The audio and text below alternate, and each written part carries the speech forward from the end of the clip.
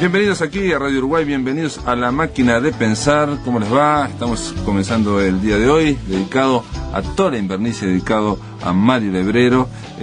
Como esta semana en controles de emisión, quedé emocionado por el partido de ayer. Está Jorge Pozzi ahí en control, que también está emocionado, y en la puesta a punto de esta máquina, en la producción, está el Flaco Germán. Empezamos ya directamente con el invitado de hoy, que es Carlos María Domínguez. ¿Cómo andás, Carlos? Bien, gracias. ¿Y tú? Bien, Carlos María Domínguez es, ustedes saben, es escritor, es periodista. Ha publicado, entre otros, La construcción de la noche, que es la biografía de Onetti, El bastardo, que es la biografía de Roberto Las Carreras, de alguna forma, o su vida y su madre Clara, y Tola Invernici, La rebelión de la ternura, que es una biografía sobre Tola, nuestro pintor de esta semana. Además de, obviamente, novelas. Él es un novelista. Hace poco estuviste por La Costa Ciega, que fue tu última novela. Sí. Pero bueno, tenés La Casa de Papel, Escritos en el Agua, Crónicas. Estos son, El Norte Profundo son crónicas. Tres muescas en mi carabina, novela. En fin, La Mujer Hablada. Primera pregunta. Tres biografías. Se te dio por tres biografías muy diferentes de uruguayos. Uno Roberto Las Carreras, otro Onetti, otro Tola Invernici, pero a la vez me parece que hay algo en común que son raros, ¿o no? Bueno, son tres transgresores, ¿no? La verdad que yo me encontré primero con la biografía de Onetti, con la posibilidad de hacerla, quiero decir, después hice El bastardo y después el Tola. La verdad que yo no quería hacerme un biógrafo profesional, pero sí me interesaron estos tres tipos que había dado la cultura nacional. Y me metí de lleno a indagar sus vidas, ¿no? A mí me parece que me permitieron los tres recorrer gran parte de la historia del Uruguay, por lo menos desde mediados del siglo XIX hasta prácticamente terminada la dictadura militar, ¿no? Y me parece que, claro, yo pensando por qué yo me enganché con estos tres tipos, me doy cuenta de que los tres tuvieron una manera de vivir provocadora, desafiante, pagando con el cuerpo todas sus valentías, ¿no? Y bueno, eso es lo que los junta, ¿no? Además de ser cada uno de ellos un personaje absolutamente complejo. No, y aparte digo que les hiciste, estoy viendo en el 93, editadas, 93, sí. 95, en el caso de Tola Invernici en el 2001, que en un momento en que la biografía era un rubro casi no explotado en Uruguay, ¿no? Después hubo una explosión, digamos, pero en realidad de la década del 80, década 90 no había como género propiamente dicho la investigación, la construcción de una biografía. Prácticamente no había. Sí había mucho testimonio, sí había mucha crónica. Sí, en el 87 fue El bastardo.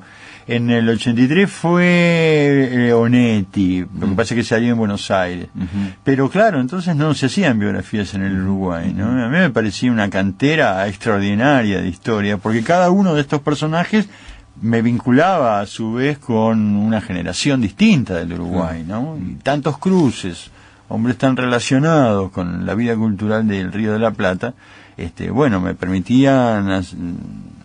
me entregaban un fresco, ¿no? Pero parece más lógico, me parece más comprensible que vos, escritor, te intereses por la vida de Onetti, que es un gran escritor, o por un escritor como Roberto Las Carreras, que es otra vida, digamos, ¿no? Pero en el caso de Tola es un pintor. Sí tiene cruces con Onetti, ¿no? Sí, claro. Bueno, de hecho yo lo conocía al Tola mientras hacía la biografía de Onetti. Me acuerdo que nos juntamos ahí en un bar de Andes y Uruguay y estuvimos conversando largamente acerca de Onetti, acerca del erotismo en los años 40, acerca de esa barra que se juntaba en el Café Metro, la noche montevideana en aquellos años. Bueno, él me hizo una clase de vida urbana de entonces, ¿no? Mientras, me acuerdo, la ceniza larga de sus cigarrillos iba desplomando sobre las solapas El Tola se echaba la ceniza encima. Sí. Se olvidaba del cigarrillo, pero siempre lo tenía que tener ahí, ¿no? Así que bueno, fue un encuentro en el que quedé encandilado con él, ¿no? Después no lo volví a tratar, después se murió. Así que solamente estuviste en esa entrevista, que en realidad, digámoslo, te sirvió muchísimo esa entrevista, porque por lo menos vos has construido en torno a eso, aparte de lo que te dijo el Tola, toda esa visión que había del amor, de las relaciones sexuales, de la visión que había de la mujer por parte de el hombre en los años 40, para entender a Onetti y su visión de las niñas, de los adolescentes. Toda la filosofía del tango, ¿no? Toda la idea del lolitismo también, toda la idea de la galantería, del ejercicio de la hombría, cómo le entendió esa generación, que sin esos testimonios yo creo que la tendríamos casi perdida hoy, ¿no? Aunque nos quedara sonando. Que aparte te digo, después leí de otras gentes como Pedro Picato, que es el poeta jorobado, y también decía lo mismo, y ahora estoy leyendo sobre José Parrilla, que era un poeta maldito, amigo de Cabrerita, y también los dos hablaban de las adolescentes. Dice en un momento, me gustan las mujeres hasta que se convierten en señoras. Como que era algo mucho más frecuente y no era tan típico solo de Onetti, digamos, esa visión. Sí, ha cambiado, ¿no? Yo creo que no es una estética ni una visión para acompañar hoy, después de la liberación sexual de los años 60, todo eso ha cambiado, muchas vueltas, pero es interesante ver la complejidad que tenía, ¿no?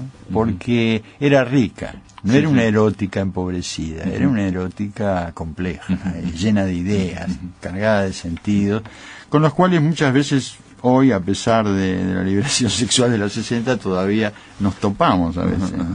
Carlos, pero me decís que ahí falleció Tola y que te quedó, bueno, digamos... y me quedó esa charla que la aproveché muy bien en la biografía de Onetti, en Construcción de la Noche, y después, cuando falleció, hice una nota larga, grande, una tapa del País Cultural, y a partir de ahí surgió la idea de decir, me acuerdo, aparte estaba la foto esa que fue una foto maravillosa, donde aparece el Tola arriba de una torreta de la fortaleza de Santa Teresa, y ahí me decidí a hacer la biografía, ¿no?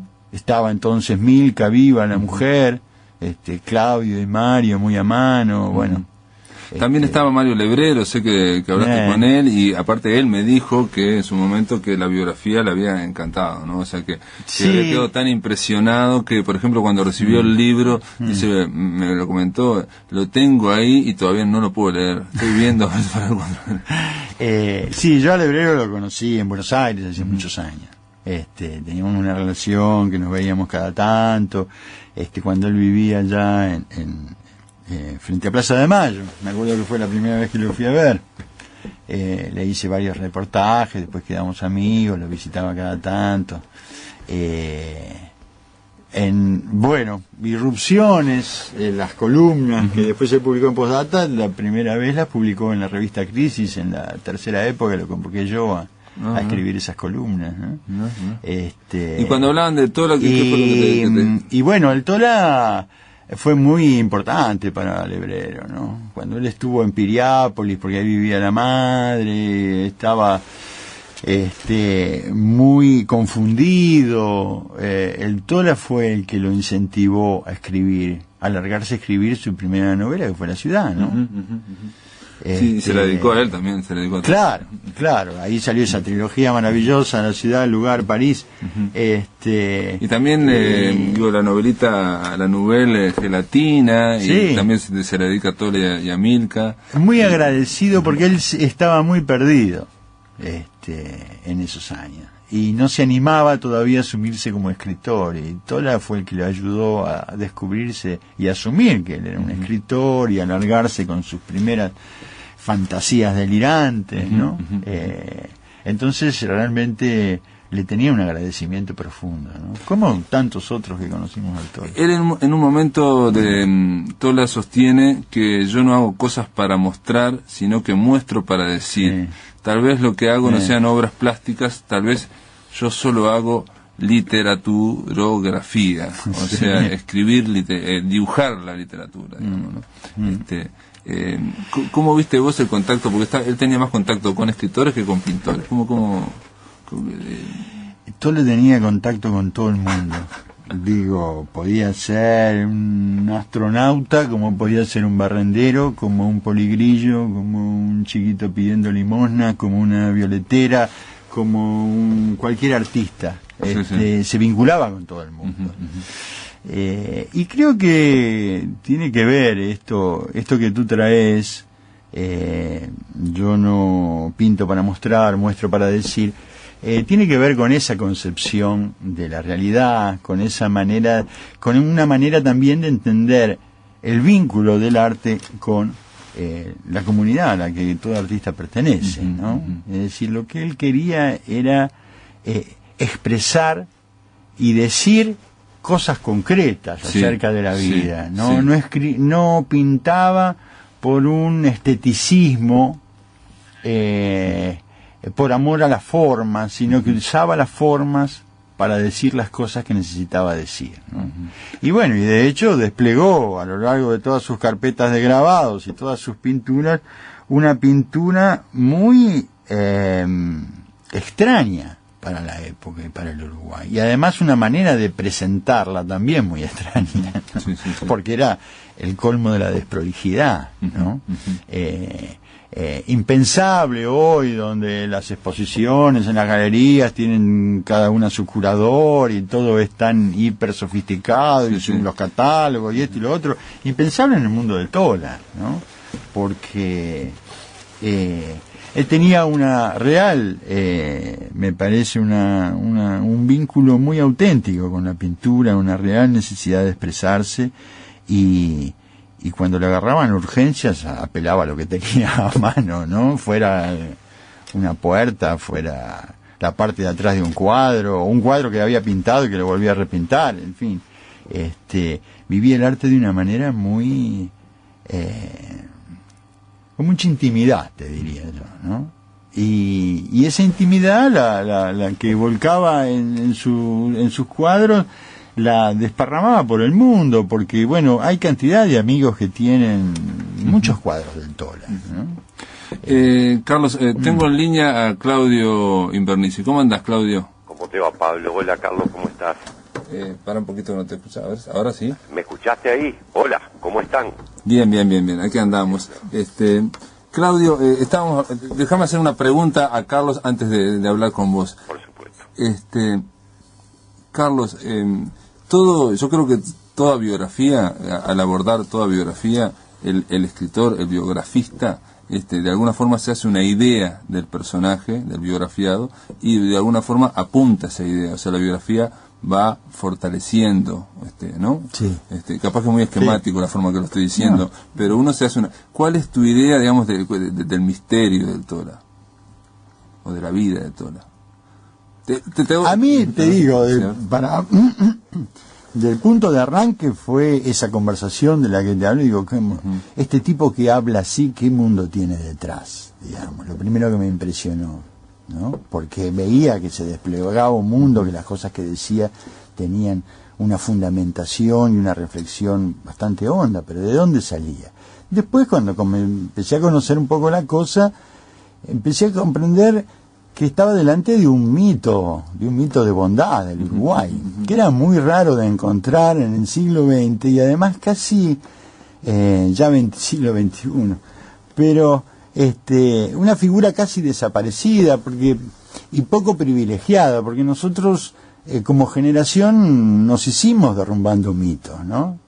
El mito soviético, el mito chino, el mito Cuba, una cantidad de mitos, los próceres ni que hablar, nos pasamos gran parte de la juventud desmitificando y tirando monumentos abajo. Y de pronto acá aparecía un mito vivo, muy cercano, real, no en la estatua ni en el monumento, sino yo lo sentía vivir en la gente que me hablaba del Tola, en los amigos, en la cantidad de anécdotas que le adjudicaban, a veces hasta en la incertidumbre acerca de si esas anécdotas habían sido tal cual como las recordaba uno o como las recordaba el otro. Es decir, todo eso se estaba moviendo en la asignación de en el dibujo de una persona, de las cuales todos se sentían orgullosos y que, de hecho, atravesaba gran parte de la cultura del siglo XX del Uruguay. Claudio, te hago la misma pregunta, pero en 1 minuto, 2, es brava. Vos era tu padre, pero ¿cuál es la idea que tenías del Tola como persona? ¿Cuál es la explicación? La que acaba de decir Carlos, es la forma más estética. No, mirá, yo te digo, naturalmente mi visión es absolutamente parcial. Yo lo que te puedo decir es que en este tipo de personajes existe una disociación entre lo público y lo privado. Cuando uno aborda a estos personajes, su vida íntima, digamos, su vida familiar, a veces genera discursos esquizofrénicos sobre la misma persona, ¿no? Que es otra cosa. Bueno, esto no sucedió, digamos, y tal vez eso agrega a la parte buena del viejo, ¿no? Que es cómo este tipo pudo además ser un padre presente en aquellos momentos que tenía que estar presente, y así lo fue. No sé, cuando uno se quebraba un brazo, cuando uno le iba mal en la escuela, cuando, en fin, se daban acontecimientos familiares en los cuales se lo necesitaba, y él estaba, es decir, en realidad estuvo siempre. Pienso que también él, su vida en algún lado necesitaba de refugios, y los encontraba allí, ¿no? Pero había una condición de padre comprensivo, de padre bueno, de padre que, a ver, yo creo que que uno lo adivinaba, ¿no? Cuando hacía una cagada ni siquiera necesitaba mucho las palabras para expresar la ley, y la ley estaba. Fue un padre cariñoso, comprensivo, presente, y me parece que bueno, que está bueno que refiera a eso, porque de alguna manera coincide con la otra visión. Creo que también en alguna medida hay una cosa que si yo siempre sostenía, si yo tengo algo para reprocharle en mi vida, es que no me haya entendido cuando se murió John Lennon, por ejemplo, fíjate vos. Porque en realidad no asistía a conflictos generacionales, no asistía a este tipo de cosas que hacen necesario el parricidio. En fin, se murió y no fui yo, ¿no? Claudio, si te parece, después de la pausa continuamos hablando de tu padre, de Tola Invernici, pero ahora quiero hablar como pintor con los dos, con vos y con Carlos María Domínguez. Buenísimo. En el aire de Radio Uruguay, La Máquina de Pensar.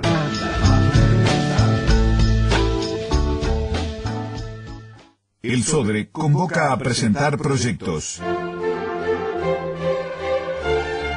El Sodre comunica que recibirá proyectos de los interesados en participar en su temporada de Cámara 2011, que se realizará en el Auditorio Nelly Goitiño. Los mismos deberán ser presentados entre el 1 de septiembre y el 15 de noviembre del presente año en Dirección Artística del Sodre, Auditorio Nacional Adela Reta, Andes esquina Mercedes, piso 3º. Los proyectos serán analizados por la Dirección Artística y oportunamente se comunicará a los seleccionados.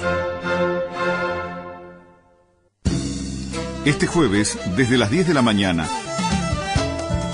luego de reunirse con el presidente Mujica y antes de emprender regreso, dialogamos con el vicecanciller ecuatoriano Quinto Lucas, uruguayo de nacimiento. De 10 a 12. Puesta a punto de la denuncia penal por los discursos de exmilitares pronunciados el 19 de abril con Walter Caimi, representante de la Comisión por la Memoria de Uruguay. De 10 a 12. ¿Qué hacer cuando la publicidad de las bebidas alcohólicas apunta a los más jóvenes? Responde Mario Bengoa, coordinador del posgrado de orientación educativa. De 10 a 12. Contacto con Chile. ¿Cómo sigue la estrategia de rescate tras la llegada de expertos de la NASA? De 10 a 12. Con María Inés Ovaldía y Federico Jurkovich en los 1050 del dial, donde late Radio Uruguay. Periodismo con otro aire.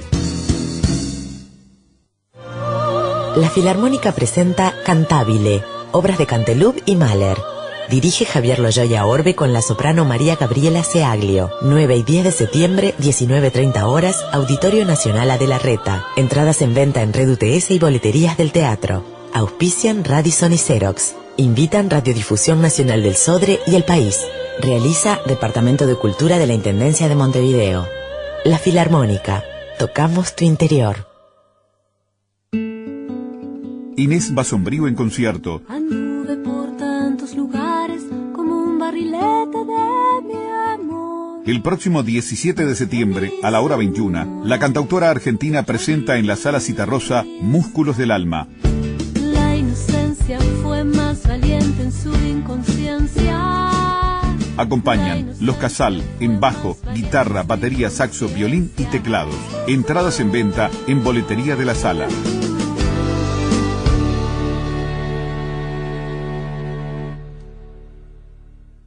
Mi nombre es Isabel Legarra, soy actriz de la Comedia Nacional y los invito a ver La Cabra, o ¿Quién es Silvia?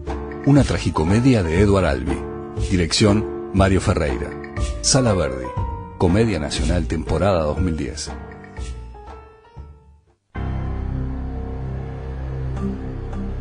Somos Radio Uruguay, 1050 AM, Montevideo, Uruguay, con su repetidora 103.9 FM en el departamento de Colonia.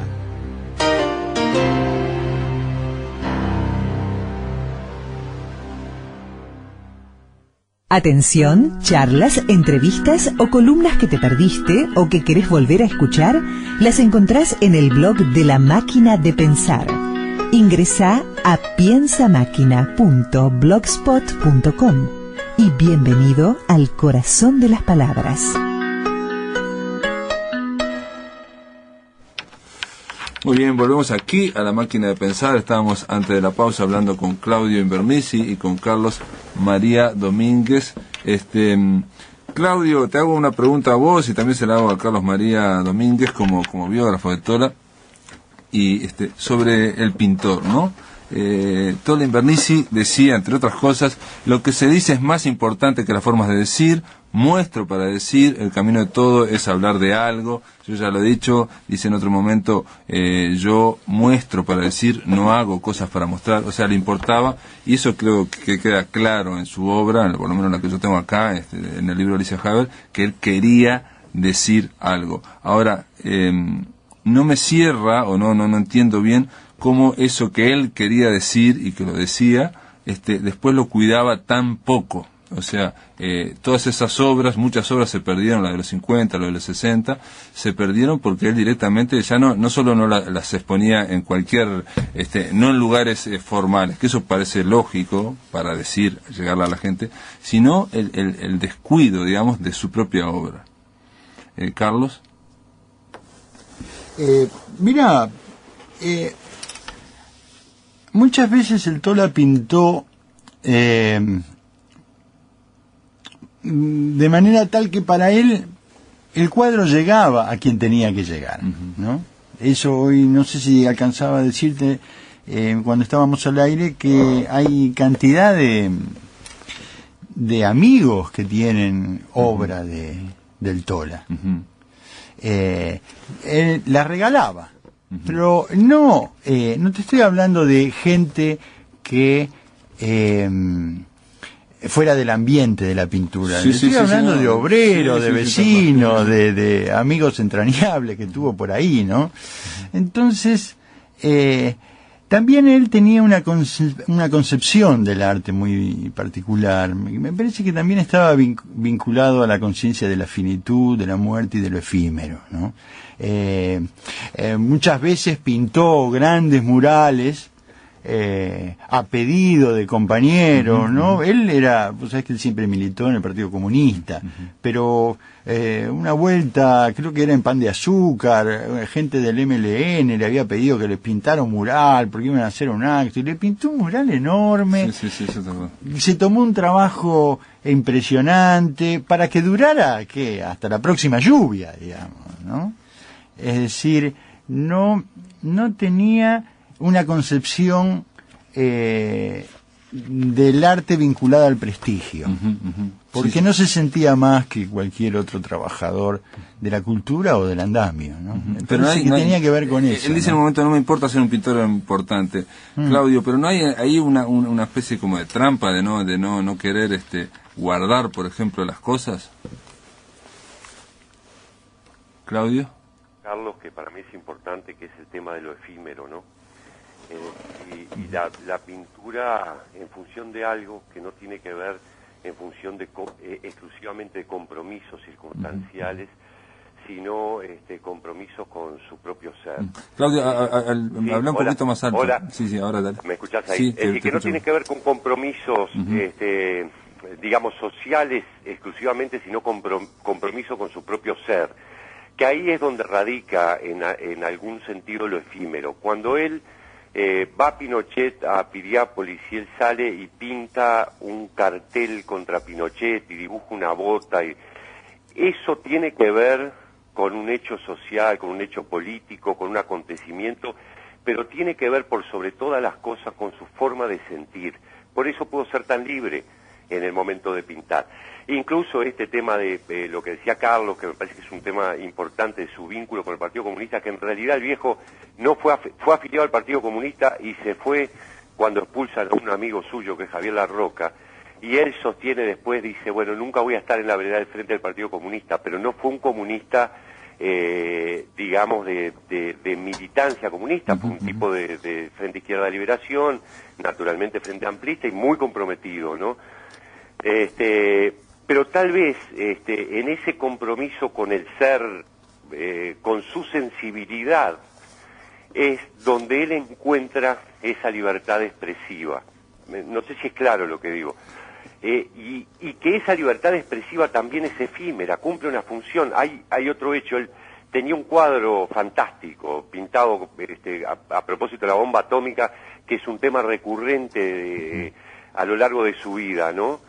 En distintas cosas, en carbonillas, en grabados, en pintura. Un cuadro enorme que lo cargó y lo pegó en la Biblioteca Nacional un día, cuando el episodio de Muroroa, y allí estuvo hasta que vino el basurero, lo levantó y se lo fue. Era un cuadro de 2,50 metros por 1 metro, un cuadro fantástico además. Y eso tiene que ver con cierta funcionalidad, pero que es una funcionalidad asociada a su sensibilidad, y eso también tiene que ver con lo efímero, ¿no? Entonces, me parece que en esos dos datos, de alguna manera se expresa esta duda que genera, decir, bueno, pero si muestro para decir, entonces, ¿por qué no hay una protección mayor sobre lo que se dice? Y bueno, tal vez él también quitara un poco de trascendencia a su gesto plástico, porque lo que tenía trascendencia era lo que había motivado ese gesto. No sé si es claro lo que digo. Digamos, esto buscando, ¿no? Y agrego a esto otro montón de cosas, que pueden haber inseguridades, inseguridades plásticas, dudas sobre su propia pintura. Vos pensás que él, en realidad con su pintura, más allá de que es verdad que fue amigo de escritores, es verdad que tuvo momentos de amistades con plásticos importantes, digamos, pero que fue un tipo solo. Claro, la intemperie, estaba en la intemperie. Un tipo solo, absolutamente a la intemperie. Y un tipo solo en un proceso de creación es un tipo lleno de dudas. Jamás yo personalmente se las escuché en términos de queja, nunca, jamás. jamás. Pero sí puedo haber asistido a algún momento en que él pudo haberse preguntado para qué. No, o también puede ser una especie como de vía de libertad, esto de, bueno, yo digo esto y bueno, después no lo cuido, no lo considero la Mona Lisa, no lo considero la Gioconda, sino que es una forma de no darle tanta importancia, quizás. Digo, como un peaje para la libertad, para vivir a la intemperie. Es probable, pero también era humano, ¿no? Sí. Es decir, Sí. cuando me refiero a esto, digo, en el fondo de él. Ser raro en la cultura uruguaya implica, o en cualquier cultura me imagino, un camino solitario del desierto, ¿no? Ir caminando en el desierto, saber si estoy, ¿para qué, no? Exactamente, digamos, y dudas que para él tienen que haber sido importantes, tienen que haber sido trascendentes,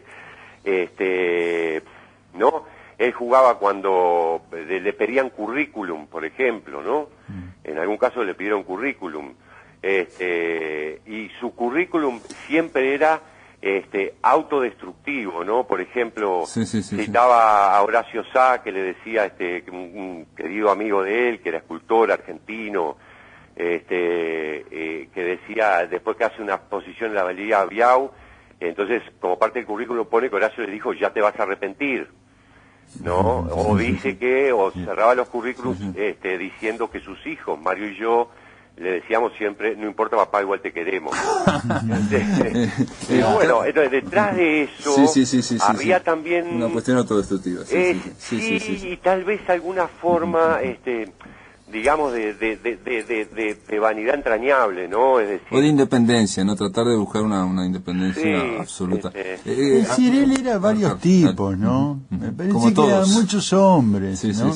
Digo, no era un pintor que se definía fundamentalmente por ser pintor. Porque el Tola fue muchas cosas, hizo muchos oficios, pasó por muchas circunstancias. Siempre desde niño la pintura está ahí, y el dibujo, ¿no? Cuando, no sé, Claudio, qué edad tenía, ya no me acuerdo, habría que mirar la biografía, cuando pinta ese Cristo a carbonilla en el patio de la... 9, 10 años, 9, ¿no? 10 años. Sí. Claro, ¿no? Es decir, siempre estuvo ahí, pero él hizo tantas cosas, quería ser tantos hombres, y de hecho ejerció tantos oficios, que la condición de artista quedó un poco subsumida en esa manera de ser que fue como creciendo más allá incluso de lo que él habrá imaginado nunca en la gente y con los otros, ¿no?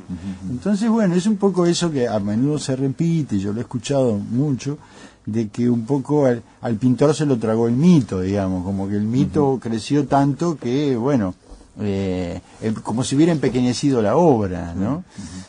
Algo de eso pasa en relación a la pintura del Tola, que no está lo suficientemente difundida como merecía. ¿Qué es lo que queda, digamos, ahora para de aquí en adelante, ¿no? Él lo decía, soy tan famoso que nadie me conoce la obra, y quería conocer la obra. Claro, yo creo que creo igual que, bueno, que eso sucede, yo creo que a una dificultad del mundo plástico de encasillarlo, ¿no? Porque todos necesitamos esa cosa, bueno, pero este tipo ¿a qué responde? Y el mundo plástico no pudo con él, y él no hizo absolutamente nada para que pudiera, lo cual está bárbaro. Es decir, fue un tipo que para mí acordó permanentemente, acordó con la gente, acordó con el mundo plástico, es decir, era capaz de descubrir cosas en lugares insólitos, también del mundo plástico, de defender cosas indefendibles en el mundo plástico, pero no transó, que son dos cosas diferentes. Y transar no significa, como ayer, por ejemplo, yo lo escuchaba a Cebeso, que estuvo muy bien, ¿no? Dice, no se trata si iba a vender o no iba a vender, son dos cosas distintas, porque cuando le tocó vender al final de su vida, lo hizo y bien contento que se puso. No pasa por ahí, pasa por otras cosas, ¿no? Y me parece que eso es así. Y yo creo que, vos fíjate, en los museos no hay obra del viejo. No hay. Es decir, hay, por ejemplo, Pelufo dejó en el Blanes una muestra preciosa que armaron ahí con Lanzarini y con otra gente, quedó un grabadito del viejo, los años 30, etcétera, etcétera.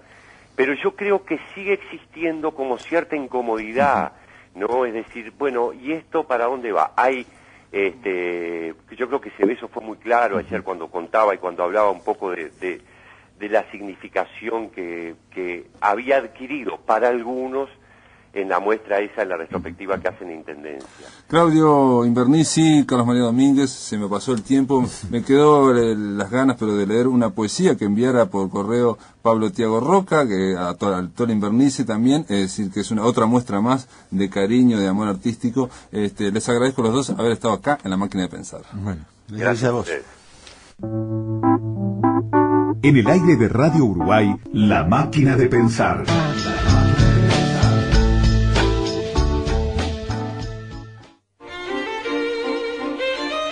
Z de Costa Gabras en Cinearte del Sodre. El lunes 6 a las 18 y a las 20:15 en el Auditorio Néligo Itiño, Cinearte del Sodre exhibirá el film Z con la actuación de Yves Montand, Irene Papas, Jean-Louis Trintignant y Renato Salvatori, música de Mikis Theodorakis. La película presenta de una forma ficticia los hechos que rodearon el asesinato del político demócrata griego Grigoris Lambrakis en 1963, con su visión satírica de la política griega, su oscuro sentido del humor y su escalofriante final es un grito contra la dictadura militar que dominaba Grecia en aquellos años. Localidades en venta en boletería del auditorio al precio de 30 pesos, entrada libre para socios, espectacular y de Cinemateca.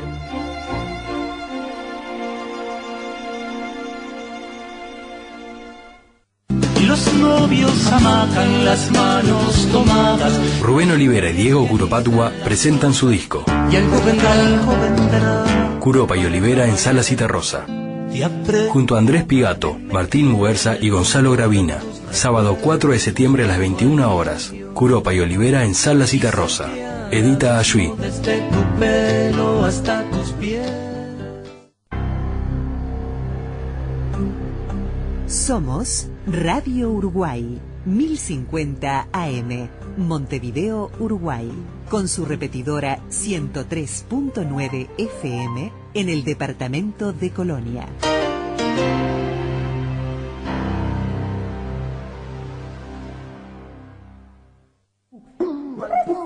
La voz de la poesía, el arte de imaginar a ritmo de palabra. Imagina la voz y habrá poesía.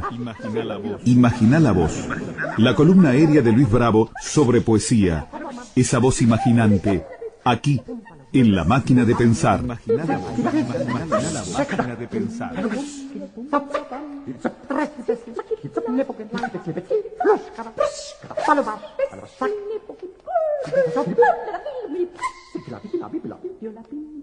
Presenta este espacio el narrador Libros. Es que, fuera del perro, un libro es probablemente el mejor amigo del hombre. Ahora, dentro del perro, probablemente esté demasiado oscuro para leer, ¿no? Pero lo que sí está clarito es el narrador Libros. Gabriel Pereira y Ellauri. El narrador @adinet.com.uy. Presenta Imagina la voz. Destruir un orden es por lo menos tan difícil como crearlo. Ante empresas de tan grandes proporciones, renunciamos a destruir el orden establecido. La aspiración fundamental del nadaísmo es desacreditar ese orden. Estamos aquí en conversación con J. Mario Arbelá. Es un gran placer tenerlo entre nosotros. Vamos directamente a hablar sobre nadaísmo. Este era el punto 13 de un manifiesto escrito por Gonzalo Arango en 1958. A partir de allí se desata, digamos, un movimiento, un grupo. ¿Un movimiento o un grupo? ¿Una vanguardia, una neovanguardia? ¿Cómo la llamaría? Era un movimiento, pero más que un movimiento poético o literario, fue un movimiento social. Porque más que, o además de proponerse cambiar la estructura verbal o la estructura de expresión en diferentes disciplinas artísticas, también enfrentó el statu quo que estaba viviendo la sociedad colombiana bajo, pues digamos, la sombra o la tutela de la academia de la iglesia y de la política. En una sociedad todavía muy conservadora y con jóvenes como ustedes que provenían de lo que nosotros llamamos provincia, digamos. Esto es un fenómeno bastante raro en lo que han sido los movimientos latinoamericanos, que generalmente provienen de las capitales. Esto debería tener influencia. En este caso el nadaísmo no tuvo ningún integrante que fuera de Bogotá. Todos éramos de la provincia, de clase media baja y menores de edad. No tuvieron ningún integrante, pero tuvieron bastantes adversarios en Bogotá. Ah, no, casi todos. Porque, digamos, aquí hay también un tema que tiene que ver con enfrentarse a un tipo de discurso. ¿Cuál es ese tipo de discurso al que se enfrentan los jóvenes nadaístas? Por ejemplo, los suplementos literarios, que eran el canal de difusión y de expresión más interesante para los escritores viejos y nuevos, estaba centralizado o tomado por académicos y sobre todo académicos históricos. Entonces todas esas páginas estaban rellenas de información histórica, pues acomodaticia. Para nosotros hacernos conocer y que nos abrieran espacios en esos sitios, pues porque llegar a través de los libros era casi imposible. Nadie daba un centavo por nuestra obra, por nosotros pensábamos que era una alaraca pseudopoética.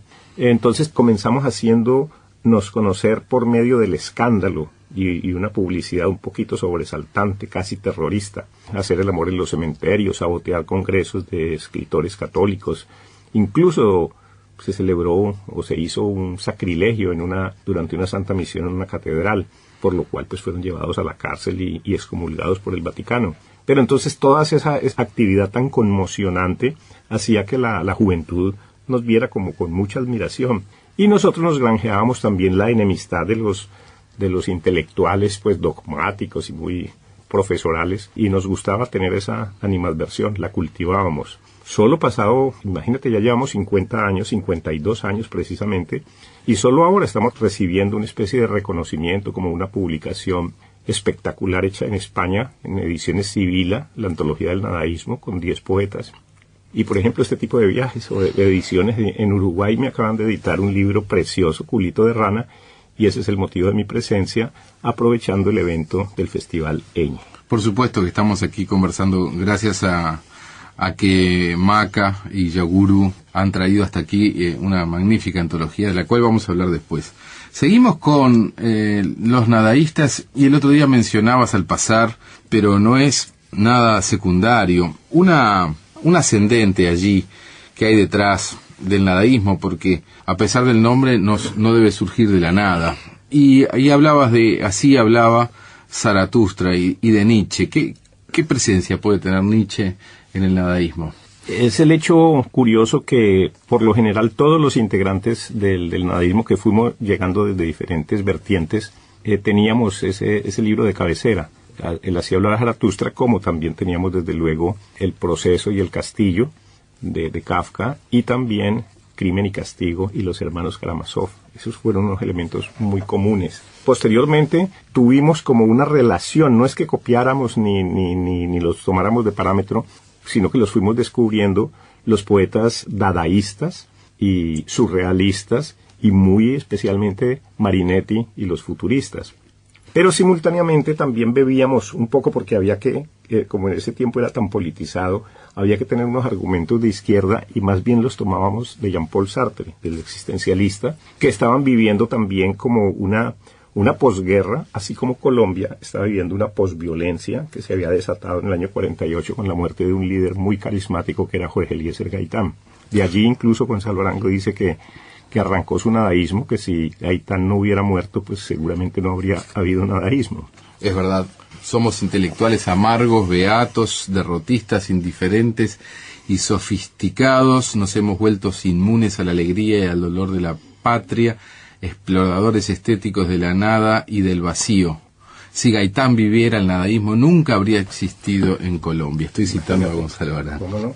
Entonces, esa primera violencia, porque después se recrudeció e incluso todavía la estamos viviendo, sí, incluso con unos caracteres más pánicos. También, simultáneamente, estaba en fervor un movimiento muy estridente que era los beatniks norteamericanos, capitaneados por Allen Ginsberg y Jack Kerouac. Sí, era una pregunta que yo tenía gran interés en saber, porque yo leo Arango y veo huellas, beats, pero no está claro que ustedes fueran posteriores, sino simultáneos a los beats. Ellos eran un poquito antes, como unos 8 o 10 años antes, pero todavía no habían tenido mayor contacto, y vinimos a conocerlos a través de unas traducciones, una de Leandro Katz, que publicó en una revista llamada Eco Contemporáneo, que dirigía Miguel Grimberg en Buenos Aires, y sobre todo una revista llamada El Corno Emplumado, que circulaba en México, dirigido por Sergio Mondragón y Margaret Randall, donde publicaban los textos beatniks en inglés y traducciones, y los textos de poetas de vanguardia latinoamericanos, tipo Ernesto Cardenal, por ejemplo, Coronel Urtecho, los nadaístas, los del Techo de la Ballena, los sánsicos del Ecuador. Incluso con Clemente Padín, que aquí editaba Los Huevos del Plata, también había, eso también era como un foco de irradiación de nuestra expresión virulenta, digamos. Sí, lo que se quiso llamar luego, organizado por Grimberg, la Nueva Solidaridad. Exactamente. Y hubo un intercambio muy importante de revistas, sobre todo, y de poetas. ¿Quiere decir que había una lectura de los beats? Sí, había una lectura, un conocimiento, sobre todo a través de esa revista. Porque hay muchos elementos de coincidencia, no solamente en los ascendientes, que acabas de nombrar, a Kafka, a Dostoyevsky, a Nietzsche, sino en la actitud que no es meramente poética o estética, sino de inserción social. Y también la otra pregunta es, al igual que los beats, ¿ustedes trabajaban la puesta oral del poema, la lectura pública oral como contacto primario, o la escritura era más importante? Porque en los beats, la puesta oral, la prosodia beat, o el trabajo con los músicos de jazz era fundamental. El caso es que, a pesar de ser tan jóvenes, Gonzalo Arango se preocupó por enseñarnos a leer en público, y a leer con una buena consonancia, con una buena expresión, sabiendo dominar el público, mirándolo. Entonces era muy diferente a los recitales organizados y de mesita y vasito de agua. Siempre también como que nos adelantamos un poco al performance. Entonces en ese aspecto pues también tuvimos una buena recepción del público, pero además porque en la agresividad que cargaban nuestros textos también iba matizada mucho contenido de humor negro. Entonces esa fue una de las armas que más nos sirvieron para enfrentar el público. Hay un humor distinto en cada uno de los que yo he leído. ¿Podríamos nombrar algunos de los nadaístas? Sí, los nadaístas principales en su orden, digamos, eran Gonzalo Arango, Amílcar Osorio, Jaime Jaramillo Escobar, Eduardo Escobar, Humberto Navarro, novelista, Alberto Escobar, Elmo Valencia, Pablo Gallinazo, Armando Romero, que es profesor de nadaísmo en la Universidad de Cincinnati. Gran amigo. Sí, imagínate, y que acaba de hacer la antología que publicaron en España. La hizo él finalmente. Bien. De modo que en realidad era una generación, es decir, en cada ciudad, en cada pueblo había su grupito. Pero sí, también era un grupo. Pues, luego vinieron de Cali, de Barranquilla. Exactamente, Manizales. De Manizales. Y nunca de Bogotá. Bueno, entonces llegamos a Bogotá. Llegaron a Bogotá ya conocidos. A tomarnos la capital. Ya conocidos.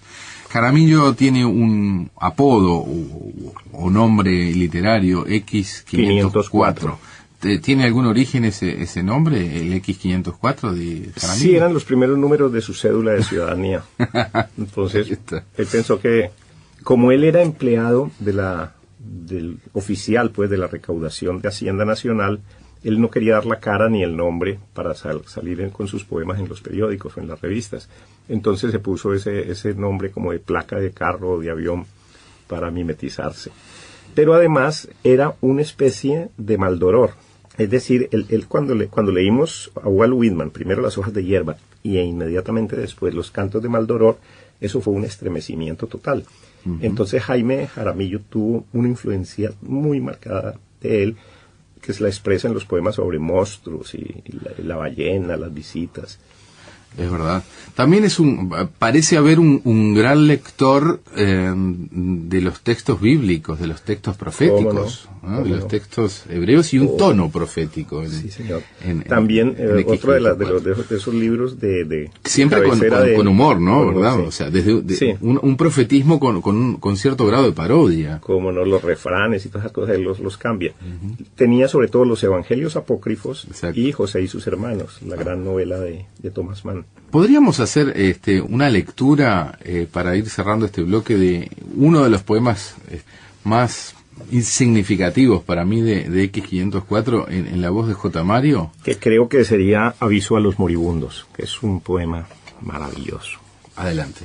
A vosotros, los que en este momento estáis agonizando en todo el mundo, os aviso que mañana no habrá desayuno para vosotros. Vuestra taza permanecerá quieta en el aparador como un gato sin amo, mirando la eternidad con su ojo esmaltado. Vengo de parte de la muerte para avisaros que vayáis preparando vuestras ocultas descomposiciones.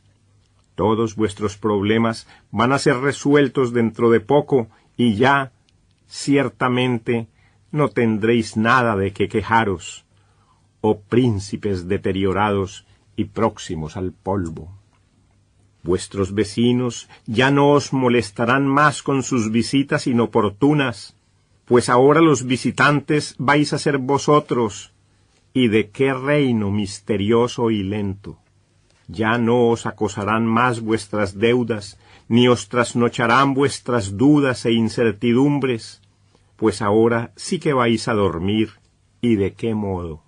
Ahora vuestros amigos ya no podrán perjudicaros más, oh afortunados a quienes el conocimiento deshereda. Ni habrá nadie que os pueda imponer una disciplina que os hacía rabiar, oh disciplinados y pacíficos habitantes de vuestro agujero.